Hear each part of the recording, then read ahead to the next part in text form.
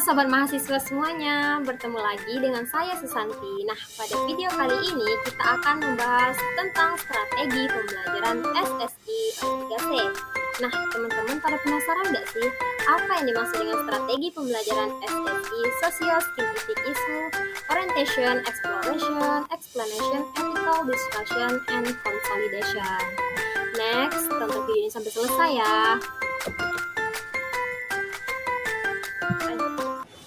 Jadi, strategi pembelajaran SSI Socio-Scientific Issues oleh 3C atau Orientation, Exploration, Explanation, Ethical Discussion, and Consolidation itu merupakan strategi yang digunakan untuk meningkatkan tingkat literasi sains pada peserta didik dengan menggunakan beberapa tahapan. Nah, adapun beberapa tahapan itu diantaranya yang pertama, orientasi siswa pada suatu permasalahan atau yang disebut dengan orientation, di mana guru menyampaikan permasalahan yang akan dibahas dan dipecahkan secara berkelompok nantinya. Nah, di mana guru memberikan arahan kepada siswa untuk mencari isu atau suatu permasalahan yang akan dipecahkan. Nah, sementara peserta didik pada setiap kelompok yang sudah ditentukan tadi yaitu mengamati dan mencari serta memahami masalah yang sudah ditentukan tadi. Nah, tahapan yang kedua yaitu mengorganisasikan siswa untuk belajar atau yang disebut dengan exploration. Nah, di mana setelah guru menyampaikan kepada siswa dalam permasalahan tersebut, di sini guru memastikan setiap kelompok itu memahami tugasnya masing-masing. Nah, sementara siswa berdiskusi dan membagi tugas-tugas yang sudah ditentukan tadi. Tahapan yang ketiga yaitu membimbing penyelidikan individu maupun kelompok atau yang disebut dengan explanation.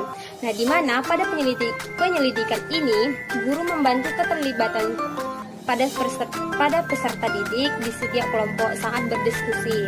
Nah, sementara siswa melakukan penyelidikan berupa mencari data atau referensi untuk mengatasi permasalahan tersebut. Nah, langkah yang keempat yaitu mengembangkan dan menyajikan hasil karya atau ethical discussion.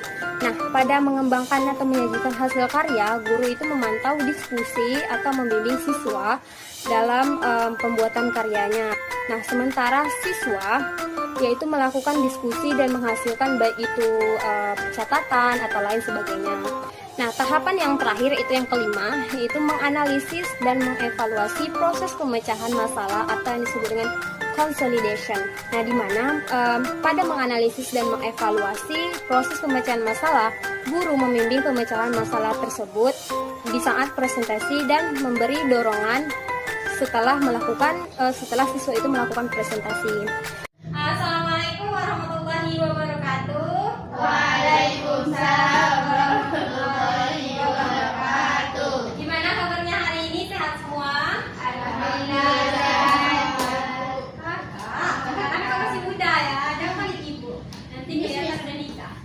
Nah, baik, pembelajaran hari ini kakak akan memberikan kalian sebuah permasalahan. Nah, jadi di sini kalian tugasnya mencari suatu permasalahan yang berkaitan dengan biologi yang dimana terkait ekosistem laut. Nah, nanti permasalahan itu terdiri dari judul permasalahan, penyebabnya, dampak, serta solusinya. Nah, kakak bagi dua kelompok ya, ini kelompok 1 dan ini kelompok 2. Nah, kalian boleh mencari melalui referensi HP atau lain sebagainya. Oke, silakan kalian mencari permasalahannya dulu. Kamu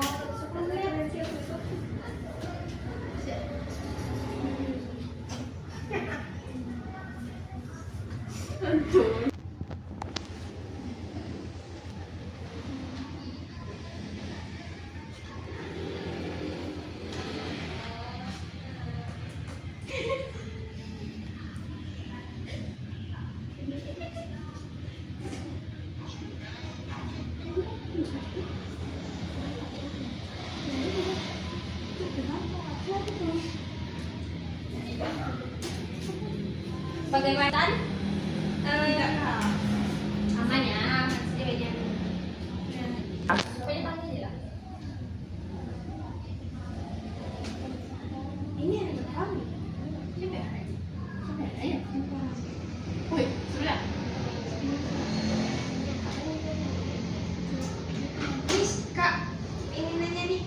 Ya, Epi. Ini gimana? Kayak ini kan dampaknya tuh kan.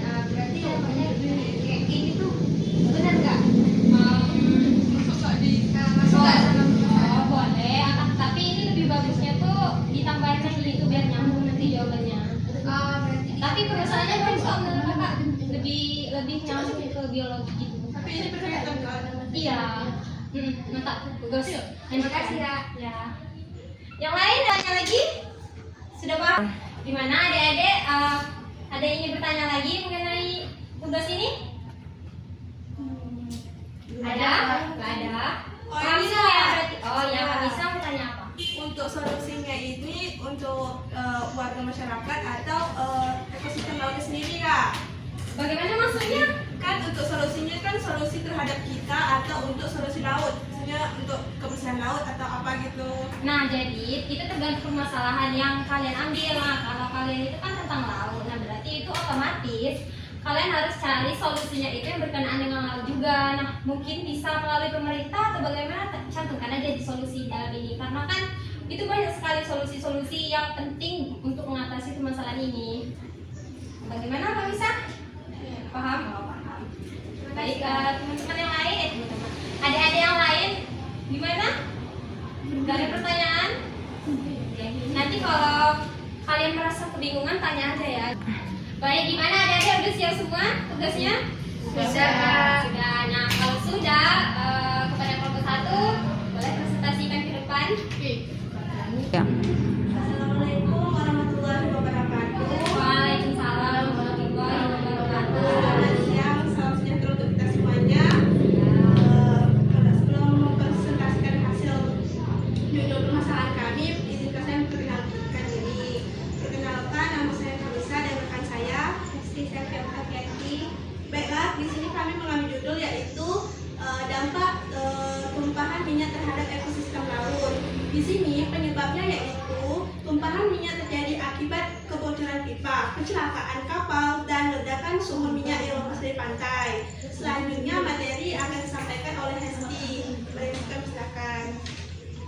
Nah, teman-teman, di sini saya akan menjelaskan mengenai materi dampak serta solusi. Nah, dampaknya itu tumpahan minyak mengakibatkan kematian biota laut, merusak terumbu karang, dan mengancam kesehatan manusia melalui kontaminasi. Selain itu, tumpahan minyak juga mengurangi pasokan organik.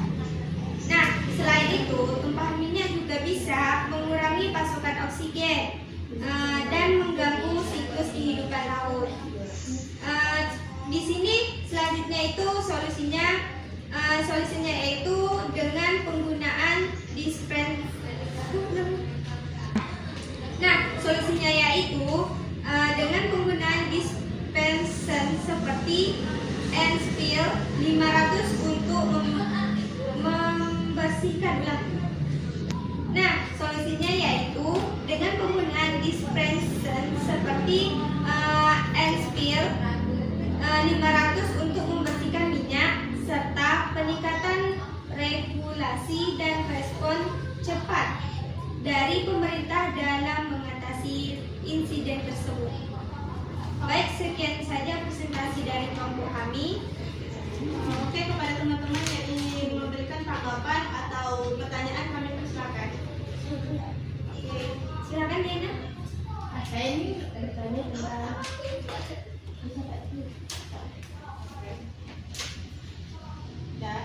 apakah solusi yang kelompok penyaji sampaikan tadi efektif dalam mengatasi permasalahan tersebut?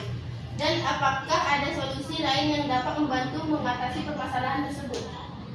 Permasalahan itu apakah efektif? Yang kedua itu pertanyaannya apakah permasalahan itu solusi dari permasalahan tersebut? Itu kan pertanyaan. Oke.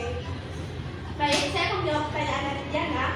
Untuk solusinya sendiri itu sampai saat ini kami pun belum mengetahui apakah solusi ini cukup mengatasi permasalahan tumpahan minyak di laut. Nah, menurut kelompok kami sendiri, solusi lain untuk mengatasi permasalahan akibat tumpahan minyak ini yaitu dengan menggunakan bioremediasi, yaitu menggunakan mikroorganisme Pseudomonas peptida yang dengan menggunakan bioremediasi, yaitu menggunakan mikroorganisme seperti Bacillus subtilis dan Pseudomonas. Peptida yang dimana berfungsi untuk menguraikan minyak secara alami serta lebih ramah lingkungan. Begitu Diana. Untuk lebih lanjutnya kami kurang tahu. Oke.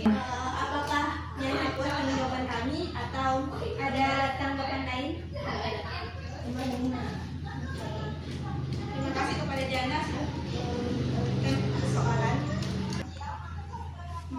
Untuk presentasi lebih lanjut akan dijelaskan oleh Kakak.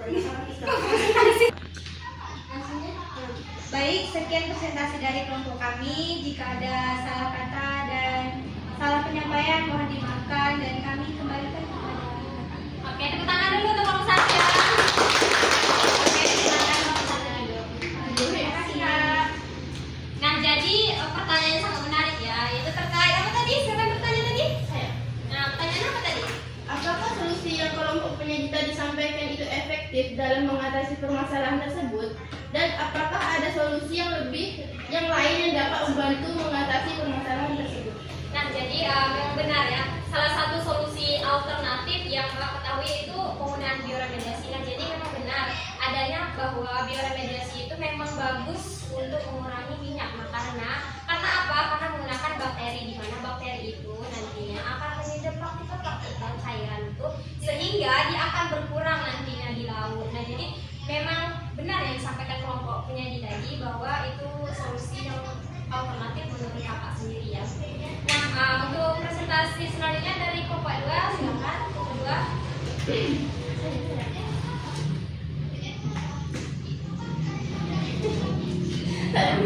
Assalamualaikum warahmatullahi wabarakatuh. Waalaikumsalam warahmatullahi wabarakatuh. Baik, kami dari kelompok 2 akan menyampaikan tentang permasalahan yang berjudul dampak sampah plastik di laut. Baik, perkenalkan nama saya Diana Safitri dan teman saya Sita Andriani. Kami akan menyampaikan dampak sampah plastik di laut. Pertama, penyebabnya. Penyebab sampah plastik di laut sebagian besar berasal dari aktivitas darat seperti industri limbah yang tidak terkelola, dan peristiwa selain itu kegiatan-kegiatan manusia yang suka membuang sampah ke laut. Sedangkan dampaknya, sampah plastik menyebabkan kerusakan serius pada efek ekosistem laut, termasuk kematian pada hewan-hewan laut, di mana mikroplastik dapat masuk ke rantai makanan hewan serta manusia. Contohnya ketika ikan memakan mikroplastik dan kemudian adanya nelayan yang menangkap ikan tersebut dan memakannya. Sehingga hal itu juga berdampak bagi manusia. Oke, sekarang masuk ke bagian solusi. Nah, adapun solusi untuk mengatasi permasalahan tersebut yakni 1. Edukasi masyarakat. Nah, dengan cara meningkatkan kesadaran akan bahaya sampah plastik. Nah, yang kedua, program bersih pantai. Ini tuh melibatkan masyarakat dalam kegiatan pembersihan pantai secara rutin. Dan yang ketiga, Baik, mungkin itu saja yang bisa kelompok kami sampaikan. Apakah ada pertanyaan dari teman-teman? Yes, silakan Nisa. Kalian kan menjadi sampah plastik di laut. Ya. Menurut kelompok kalian nih, apa dampak-dampak lain akibat pembuangan sampah plastik di laut? Contoh lain dari dampak selain dampak kalian itu, bisakah kalian jelaskannya? baik, jawaban dari kelompok lain tentang dampak lain ya. Nah, menurut kelompok kami, dampak lain akibat pembuangan sampah plastik ke laut selain merusak terumbu karang dan habitatnya, pembuangan sampah ke laut juga berdampak pada mangrove dan padang lamun. Di mana seperti yang kita ketahui, akar mangrove yang biasanya berfungsi sebagai biofilter dan menjaga kesuburan perairan. Apakah kami sepuas? Sama jawaban. Ya. Apakah kami terpuas dengan Ya. bagaimana semisal atas tanggapan dari jawaban dari kelompok kami? Terima kasih. Oke, kalau gitu kami tutup presentasinya dengan mengucapkan ya, Assalamualaikum warahmatullahi wabarakatuh. Pertanyaan ke kelompok 2. Nah, jadi pertanyaannya apa tadi kelompok 2? Ya, kami tadi yang bertanya. Dampak lain dari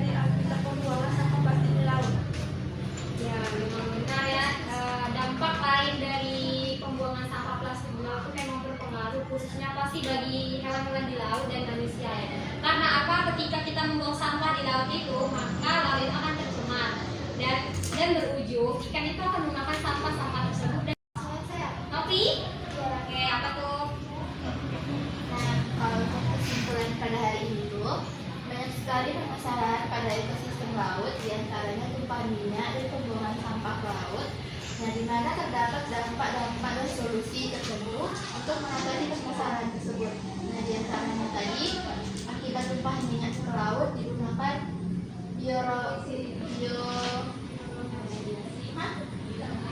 yang paling membantu, yaitu meningkatkan kesadaran masyarakat akan bahayanya sampah plastik. Lain? Ada yang ingin menyimpulkan lagi? Nggak ada? Nah, gimana hari ini? Bahagia atau sedih atau bagaimana suasana hatinya? Bahagia. Kurang semangat sekali. Ya semangat dong.